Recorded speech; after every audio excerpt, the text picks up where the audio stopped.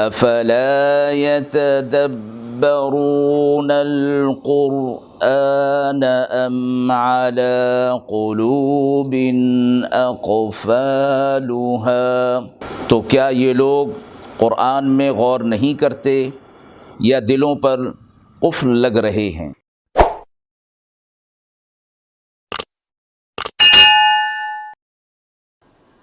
بسم اللہ الرحمن الرحیم۔ السلام علیکم ورحمۃ اللہ۔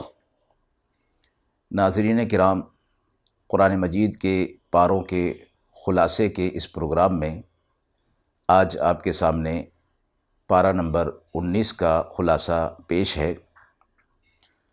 پارہ نمبر 19 سورۃ الفرقان کی آیت نمبر 21 سے شروع ہو رہا ہے۔ اس کے بعد سورۃ الشعراء اور سورۃ النمل بھی اسی پارے میں ہیں۔ سورۃ النمل کی آیت نمبر 59 تک پارہ مکمل ہو رہا ہے۔ اس پارہ میں کل 19 رکوع ہیں۔ رکوع نمبر 1 آیت نمبر 27 اور 28، وَيَوْمَ يَعَضُّ الظَّالِمُ عَلَى يَدَيْهِ، اور جس دن گناہگار اپنے ہاتھوں کو کاٹ کھائے گا اور کہے گا کاش میں نے رسول کا راستہ اختیار کیا ہوتا۔ یہ مکالمہ اور یہ خیال مشرکین اور کفار کا اس وقت ہوگا جب وہ میدان محشر میں ہوں گے۔ قیامت کی ہولناکیوں کا منظر ان کے سامنے ہوگا، دہشت ان پر طاری ہوگی، تو انہیں معلوم ہو جائے گا کہ دنیا کے اندر وہ جو غلط راستہ اختیار کر کے آئے تھے اس کا وبال آج ان کے سامنے آ گیا ہے۔ اس وقت ان کی زبان سے یہ الفاظ ہوں گے جس کو قرآن نے بیان فرمایا۔ تو غلط کار اور بے دین دوستوں کی دوستی قیامت کے روز حسرت کا باعث ہوگی۔ غلط کار جن کے ساتھ دوستی کی گئی، غلط لوگوں کے ساتھ، وہ ظاہر ہے کہ اس کے اعمال اور افعال پر اثر انداز ہوتی ہے وہ دوستی۔ صحبت کا بڑا اثر ہے۔ شیخ سعدی فرماتے ہیں صحبت صالح ترا صالح کند، صحبت طالح ترا طالح کند۔ نیک لوگوں کی صحبت تجھے اچھا کر دے گی، یعنی تیرے اعمال کو بھی اچھا کر دے گی، اور بروں کی صحبت تجھے برا کر دے گی، یعنی تیرے اعمال کو بھی برا کر دے گی۔ حضرت ابو سعید خدری رضی اللہ تعالی عنہ سے روایت ہے کہ رسول اللہ صلی اللہ علیہ وسلم نے فرمایا کسی غیر مسلم کو اپنا قلبی دوست مت بناؤ، اور تمہارا مال صرف متقی آدمی کھائے، یعنی غیر مسلم کے ساتھ قلبی تعلق، قلبی لگاؤ نہیں ہونا چاہیے، اور یہ بات قرآن مجید کی دیگر آیات کے اندر بھی فرمائی گئی ہے، یعنی وہ آپس میں ایک دوسرے کے دوست ہیں، اور جو کوئی ان کے ساتھ قلبی تعلق رکھے گا وہ انہی میں سے ہوگا۔ اس کو وعید کے طور پر بیان فرمایا گیا۔ اور دوسری بات فرمائی گئی کہ تمہارا مال متقی لوگوں پر صرف ہونا چاہیے، یعنی ان کی مدد، ان کی اعانت، ان کو ہدیہ، ان کو تحفہ جو ہو وہ متقی اور پرہیزگار لوگوں پر کے لیے ہونا چاہیے۔ ایک اور حدیث میں ہے جب آپ صلی اللہ علیہ وسلم سے دریافت فرمایا گیا کہ ہمارے مجلسی دوستوں میں کون لوگ بہتر ہیں، تو آپ صلی اللہ علیہ وسلم نے فرمایا وہ شخص جسے دیکھ کر خدا یاد آ جائے، اور جس کی گفتگو سے تمہارا علم بڑھے، اور جس کے عمل کو دیکھ کر آخرت کی یاد تازہ ہو، یہ شخص تمہارے لیے دوستی کے اعتبار سے بہتر ہے۔ آیت نمبر 30، وقال الرسول یا رب ان قوم اتخذوا هذا القرآن مہجورا۔ قیامت کے دن اللہ کے رسول صلی اللہ علیہ وسلم اللہ کے حضور میں فرمائیں گے کہ اے میرے رب، میری قوم نے قرآن کو میرے پیچھے چھوڑ دیا تھا۔ قرآن کو مہجور اور متروک کرنے سے مراد قرآن کا انکار ہے، یا قرآن کی تعلیمات کا انکار ہے۔ جو مسلمان قرآن پر ایمان تو رکھتے ہیں مگر نہ اس کی تلاوت کرتے ہیں، نہ اس کے احکامات پر عمل کرتے ہیں، وہ بھی اسی حکم میں داخل ہیں۔ قرآن کی تعلیمات کو عملاً ترک کر دینا گناہ۔ رکوع نمبر 2 آیت نمبر 43، ارأیت من اتخذ الہہ ہوا، وہ شخص جس نے اپنی خواہشات کو اپنا معبود اور الہ بنا لیا ہو۔ حضرت ابن عباس رضی اللہ تعالیٰ عنہ فرماتے ہیں کہ خلاف شرع جو خواہشات ہیں وہ بھی ایک بت کی طرح ہیں، یعنی جس طرح بت کی پرستش اور عبادت کی جاتی ہے، اسی طرح یہ شخص اپنی خواہشات کی عبادت میں لگا ہوا ہے، ان کی پوجا میں لگا ہوا ہے۔ ایک اور مقام پر یہ فرمایا گیا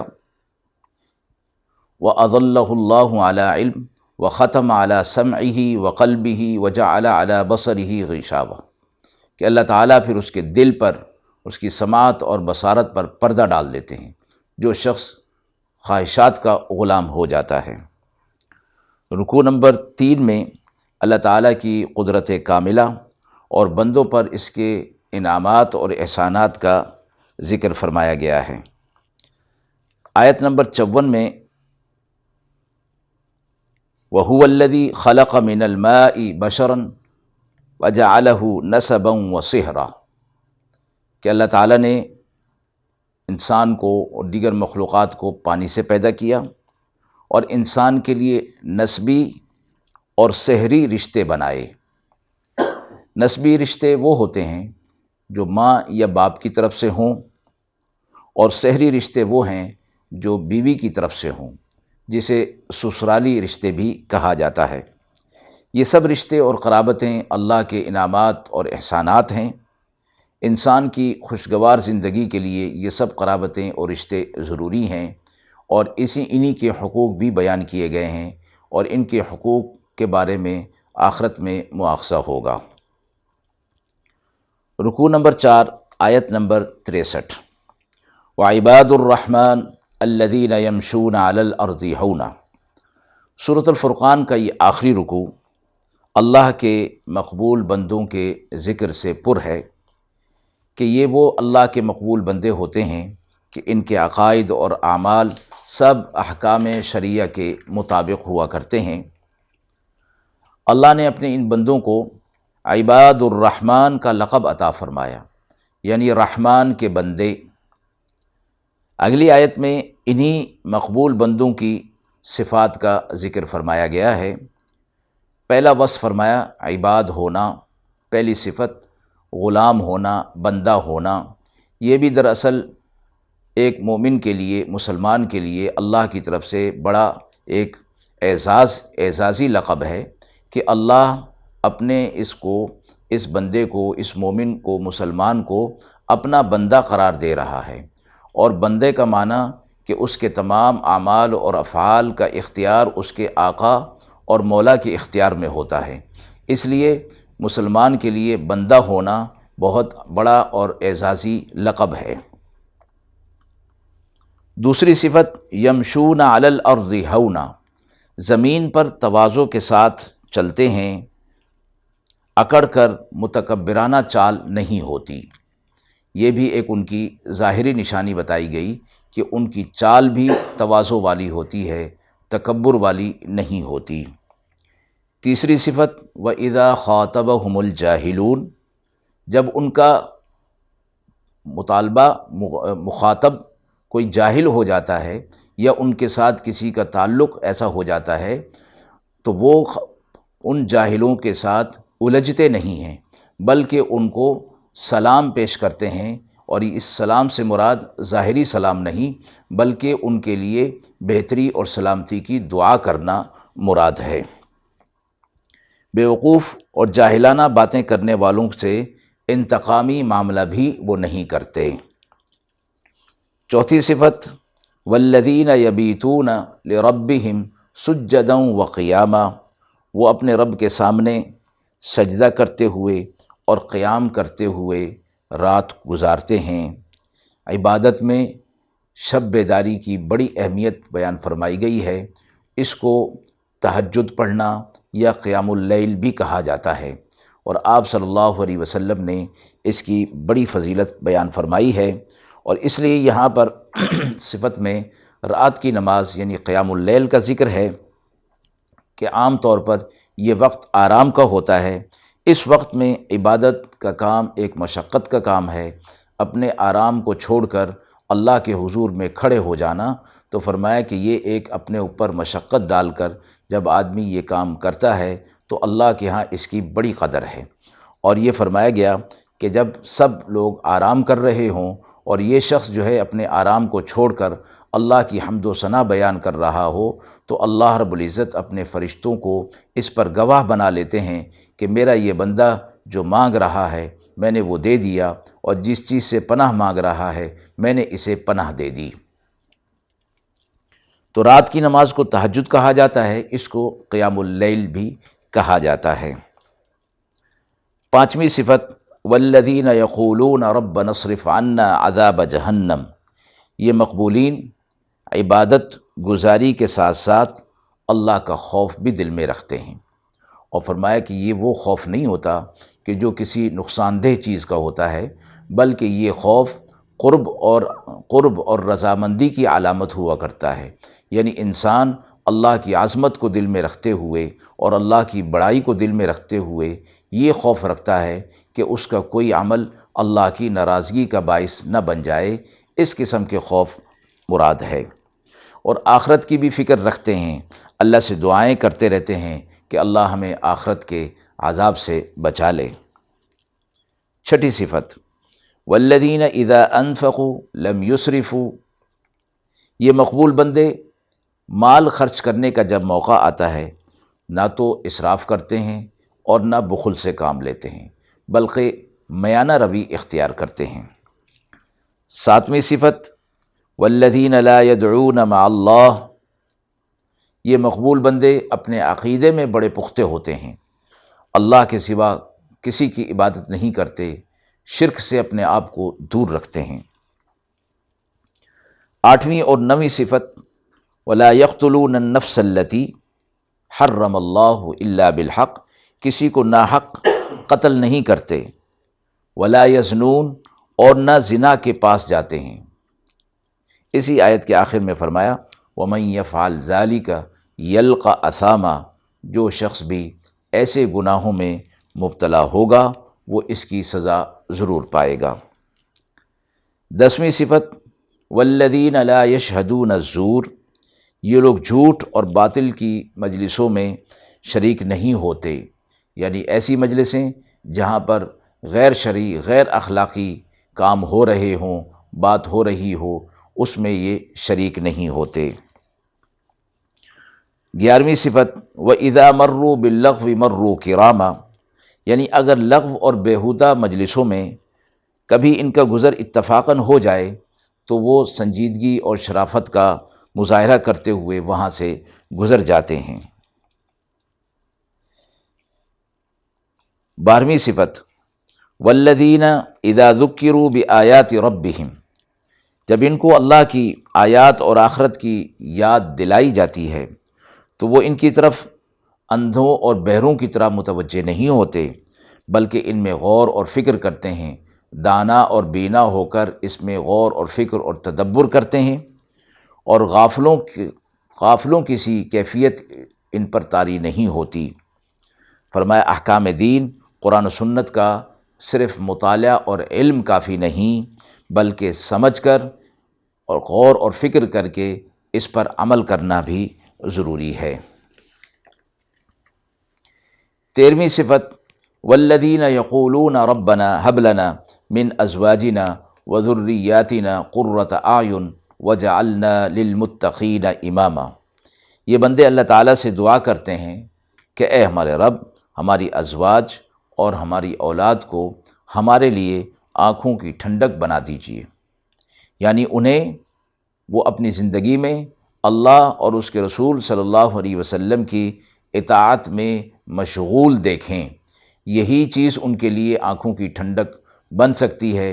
اور جب ان کی ازواج اور اولاد اطاعت رسول اطاعت اللہ کے اندر مشغول ہوگی تو ان کے لیے دنیا سے جانے کے بعد بھی وہ صدقہ جاریہ کے طور پر ہوگی۔ تو دیکھ لینے سے، یعنی دنیا کی زندگی کے اندر جب وہ دیکھ لیں گے تو ان کی آنکھوں کو ٹھنڈک ملے گی، اور جانے کے بعد ان کے اعمال ان کے لیے صدقہ جاریہ بنیں گے۔ اس میں ظاہری صحت اور خوشحالی، بھی شامل ہے کہ اللہ تعالیٰ ان کو دنیاوی خوشحالی بھی عطا فرمائے۔ وَجَعَلْنَا لِلْمُتَّقِينَ إِمَامًا، آیت کا جو آخری حصہ ہے کہ ہمیں متقی لوگوں کا امام اور پیشوا بنا دیجیے۔ اب یہاں فرمایا گیا کہ اپنے آپ کو اور لوگوں کا پیشوا بنانے کی درخواست، کہ لوگ جو ہے وہ ہمارے مقتدا ہو جائیں اور ہم ان کے پیشوا ہو جائیں۔ تو یہاں جیسے پیچھے آ رہا ہے کہ من ازواجنا و ذریاتنا، اپنی ازواج اور اپنی ذریات اولاد کے لیے فرمایا گیا کہ ہم ان کے پیشوا ہوں اور وہ ہمارے مقتدا ہوں، ہمارے ماتحت ہوں، تو ہمیں متقی جو لوگ ہیں ان کا امام، ان کا بڑا بنا دیجیے۔ اس کے بعد سورۃ الشعراء شروع ہوتی ہے جو کہ مکی ہے، رکوع نمبر 5 آیت نمبر 3۔ لعلک باخع نفسک الا یکونوا مؤمنین، شاید آپ ان کے ایمان نہ لانے پر آپ اپنی جان دے دیں گے۔ شدت غم کی طرف اشارہ ہے، مراد یہ کہ اے پیغمبر صلی اللہ علیہ وسلم، اپنی قوم کے کفر اور اسلام سے انحراف کے سبب آپ اتنا غم نہ کیجئے کہ جان ہی گھلنے لگ جائے۔ آپ صلی اللہ علیہ وسلم کی تسلی اس کے اندر فرمائی گئی کہ آپ صلی اللہ علیہ وسلم ان لوگوں کے اسلام قبول نہ کرنے کی وجہ سے دل میں تنگی محسوس فرمایا کرتے تھے، تو اللہ رب العزت نے مختلف آیات میں آپ صلی اللہ علیہ وسلم کو تسلی دی ہے۔ رکوع 6، 7 اور 8 میں موسیٰ علیہ السلام کا واقعہ تفصیلی مذکور ہوا ہے۔ رکوع نمبر 9 آیت نمبر 78 تا 81 ابراہیم علیہ السلام کے اقوال بیان ہوئے ہیں کہ الذی خلقنی فہو یہدین، کہ میرا رب وہ ہے جس نے مجھے پیدا کیا اور پھر مجھے ہدایت دی۔ والذی ہوا یطعمنی ویسقین، میرا رب وہ ہے جو مجھے کھلاتا بھی ہے اور پلاتا بھی ہے۔ وَإِذَا مَرِضْتُ فَهُوَ يَشْفِينِ، جب میں مریض ہوتا ہوں تو مجھے شفا بھی وہی دیتا ہے۔ وَالَّذِي يُمِيتُنِي ثُمَّ يُحْيِينِ، وہی مجھے مارے گا اور پھر زندہ کرے گا۔ آیت نمبر 84 میں وَجَعَلْ لِي لِسَانَ صِدْقٍ فِي الْآخِرِينَ، ابراہیم علیہ السلام اللہ تعالیٰ سے دعا کرتے ہیں کہ اللہ مجھے ایسے پسندیدہ طریقے، اعمال اور افعال اور عمدہ نشانیاں عطا فرما دیجئے کہ لوگ اس کی قیامت تک پیروی کرتے رہیں۔ اللہ رب العزت نے ابراہیم علیہ السلام کی اس دعا کو قبول فرمایا، اور اس امت میں اور پچھلی امتوں میں بھی بہت سے ایسے کام تھے جو حضرت ابراہیم علیہ السلام کے ساتھ منسوب تھے اور شریعت کا حصہ تھے۔ اس شریعت کے اندر فرمایا گیا کہ آپ صلی اللہ علیہ وسلم پر جو ہم درود شریف پڑھتے ہیں، جس کا نام ہی درود ابراہیمی ہے، اس میں حضرت ابراہیم علیہ السلام اور آل ابراہیم علیہ السلام کا بھی ذکر ملتا ہے۔ اسی طرح فرمایا کہ قربانی جو حضرت ابراہیم علیہ السلام کی یاد ہے، وہ بھی اس شریعت کے اندر، اس امت میں ایک شریعت کا حصہ ہے اور ہماری عبادت کا ایک اہم حصہ ہے۔ آیت نمبر 88 اور 89 یوم لا ینفع مال ولا بنون، قیامت کے دن نہ مال فائدہ دے گا کسی کو، نہ اولاد۔ مراد یہ ہے کہ جو لوگ یہ سمجھتے ہیں کہ دنیا کے اندر ہم مال سے فائدہ اٹھا لیتے ہیں، اپنی اولاد سے فائدہ اٹھا لیتے ہیں، تو یہ دنیا کی چیزیں ہیں، یہ چیزیں آخرت میں کام آنے والی نہیں۔ البتہ اللہ رب العزت نے جو ان کے حقوق رکھے ہیں، اگر وہ حقوق ان کے پورے کیے جائیں تو یہی مال اور یہی اولاد آخرت میں بھی کام آئے گا۔ یہاں جس چیز کی ممانعت ہو رہی ہے وہ اس چیز کے کہ جو کافر ہیں وہ اس کو، ان کے حقوق تو جانتے نہیں، ایمان ان کے پاس ہے نہیں، اس لیے فرمایا کہ ان کے لیے یہ مال اور یہ اولاد آخرت میں کام آنے والی نہیں ہے۔ الا من اتی اللہ بقلب سلیم، اب اس اللہ سے استثناء فرما دیا گیا کہ جو کوئی قلب سلیم لے کر آئے گا، اور حدیث مبارکہ کی روح سے اس قلب سلیم کا مطلب یہ ہے کہ ایمان کے بعد وہ عمل صالح بھی کرتا ہوگا تو پھر اس کا قلب سلیم ہوگا، تو سلامتی والا جو قلب لے کر آئے گا وہی کامیاب ہوگا۔ رکوع 10، 11، 12، 13 اور 14 میں بالترتیب قوم نوح، قوم عاد، قوم ثمود، قوم لوط اور قوم شعیب علیہ السلام کے حالات مذکور ہوئے کہ اللہ رب العزت نے ان کی طرف انبیاء علیہ السلام کو مبعوث فرمایا، اللہ کا پیغام ان تک پہنچایا گیا، حجت پوری کی گئی، لیکن جب قوم اپنی بدعملی سے باز نہیں آئی، انبیاء علیہ السلام کی تکذیب کی، اللہ کے احکامات کو جھٹلایا، انکار کر دیا، تو اللہ رب العزت نے حکمت اور مشیت کے تحت ان پر دنیا میں بھی عذاب نازل کیا اور آخرت میں تو ان کے لیے دائمی عذاب ہوگا۔ رکوع نمبر 15، آیت نمبر 192 تا 195۔ وَإِنَّهُ لَتَنزِيلُ رَبِّ الْعَالَمِينَ۔ قرآن مجید کے نزول کے بارے میں فرمایا گیا کہ یہ رب العالمین کی طرف سے نازل کیا ہوا ہے، روح الامین یعنی جبریل علیہ السلام کے ذریعے سے اور ان کے توسط سے نازل ہوا، اور آپ صلی اللہ علیہ وسلم کے قلب مبارک پر نازل کیا گیا تاکہ اس کے ذریعے سے ڈرایا جائے، اور واضح عربی زبان میں ہے۔ قرآن اسی کو کہا جائے گا جو عربی زبان میں ہوگا۔ قرآن الفاظ اور معنی کے مجموعے کا نام ہے۔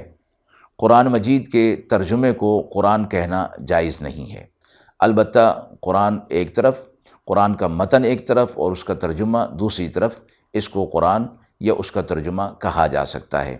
اسی طرح اگر صرف قرآن مجید کا ترجمہ لکھا جائے یا شائع کیا جائے تو وہ بھی علماء نے منع فرمایا ہے کہ صرف ترجمہ نہیں بلکہ قرآن کا متن بھی ضرور ہونا چاہیے، اور اس کے تحت میں یا اس کے سامنے ان آیات کا ترجمہ مذکور ہونا چاہیے۔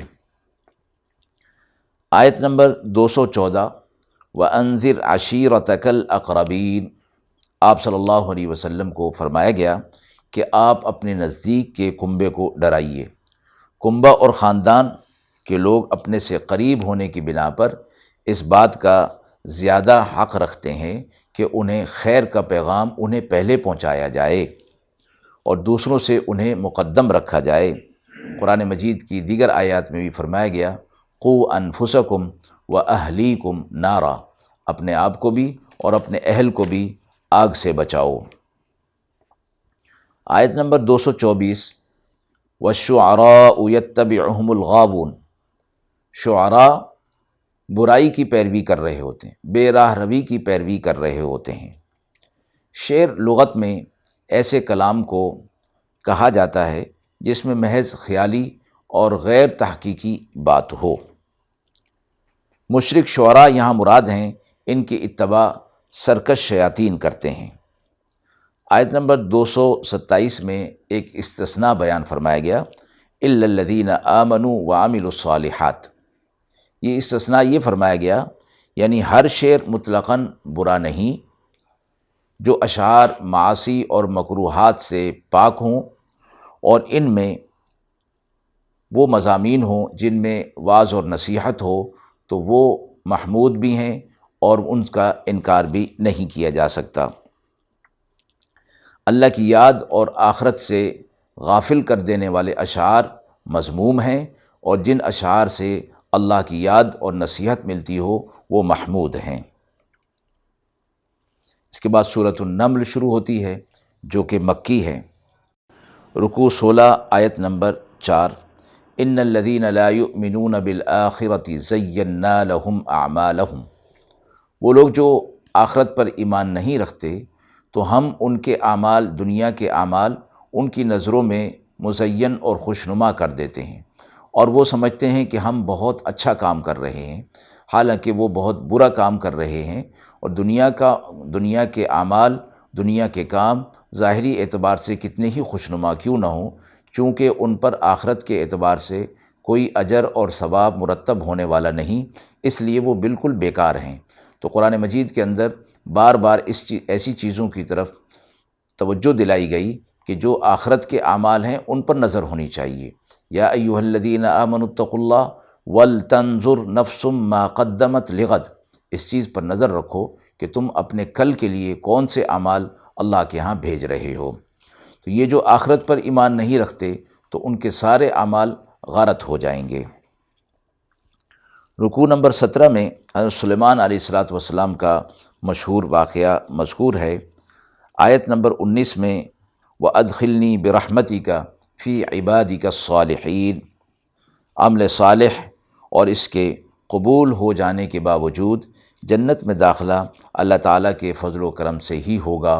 حضرت سلیمان علیہ الصلاۃ والسلام اپنے لیے صالحین میں شمار ہونے کی دعا اللہ رب العزت سے کر رہے ہیں کہ اللہ تعالیٰ کا فضل و کرم انہیں بھی حاصل ہو جائے اور اسی فضل و کرم کی وجہ سے وہ بھی جنت میں داخل ہونے والوں میں شمار ہو جائیں۔ رکوع 18 میں حضرت سلیمان علیہ السلام کا ملکہ سبا کو خط لکھنے کا واقعہ مذکور ہے۔ اس میں چند ہدایات بھی دی گئی ہیں۔ خط نویسی کے آداب بتائے گئے ہیں کہ خط مختصر جامع انداز میں لکھا جائے، اہم امور میں مشورہ کرنا سنت ہے، دوسروں سے رائے لی جائے، اس میں فائدہ ہوتا ہے اور اس میں دل لگی ہوتی ہے وغیرہ جیسے آداب فرمائے گئے ہیں۔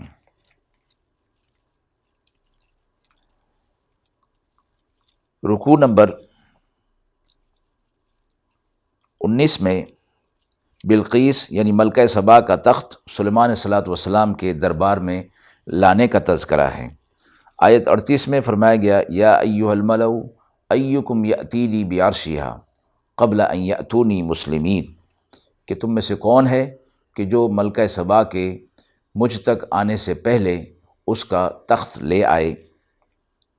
آیت 39 میں قال عفریت من الجن انا آتیک بہ قبل ان تقوم من مقامک، اسی دربار میں ایک جن تھا جس نے کہا کہ میں وہ لا سکتا ہوں تخت جب تک کہ آپ اپنی اس مجلس کو برخاست کریں گے۔ آیت نمبر 40 میں